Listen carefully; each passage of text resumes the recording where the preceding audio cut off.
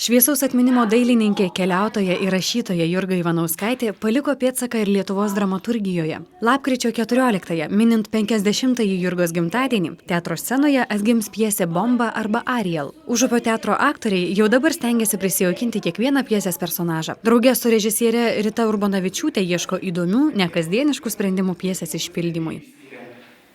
Na tai kur mums stotis, ką sakyti, ką daryti?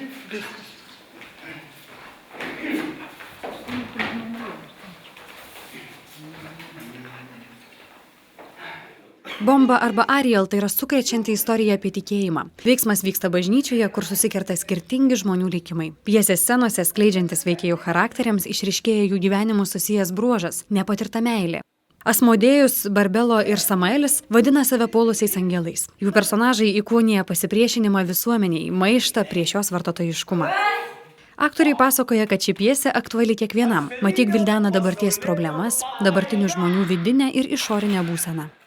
Apie žmonės, apie vartotojų kartą, vartotojų žmogiškąją giminę ir kaip kažkurie tai žmonės bando su tuo kovoti. Ar tai teisingas kelias ar neteisingas, tai mes repeticijose bandom nuspręsti.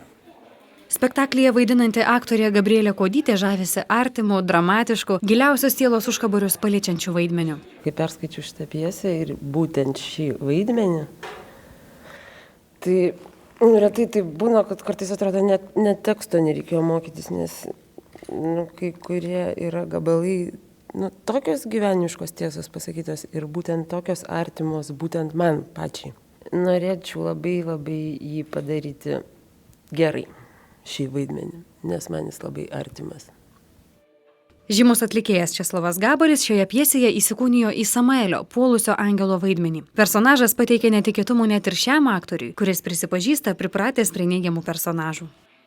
Dar niekada vaidindamas nevedžiau savo, aukų, net aukoms, nepavadinys, sielų, sakykim, pas Dievą. Ką šiame spektaklyje darau. Pjesė turėtų būti artima visiems Jurgos Ivanauskaitės kūrybos mėgėjams. Tiems, kurie su žymios rašytojos braižu dar nėra susipažinę, tai bus puikia proga pamatyti, išgirsti ir pajausti įvairiapusę ir spalvingą Jurgos pasaulėžiūrą. Mes sumokėjom už profesionalų vargonavimą. Šitoj pjesiai tai yra labai daug visko sudėto ir tarkim, kas yra atskiruose Ivanauskaitės kūriniuose.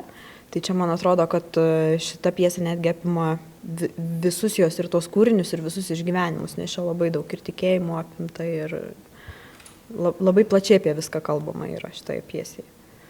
Tai čia tikrai papildo ir, nežinau, man kažkaip atrodo ir apibendrina visą galbūt net Ivanauskaitės kūrybą tą pjesę. Iš paskutiniosios kūrybos. Tai... Premjeroje Užupio teatro komanda laukia visų, nepriklausomai nuo amžiaus, įsitikinimų ar pasaulėžiūros. Kiekvienas spektaklyje Bomba arba Ariel turėtų atrasti sielai artimų akimirkų. Jurgos Ivanauskaitės pjesėje nagrinėjama tikėjimo tema atsiskleis sakralioje Kotrynos bažnyčios aplinkoje. Barbė, tu tik nepersistengk! Liaukite! Sprendė kelti savo susmirdusią kanopą. Prieš... Liaukite! Mes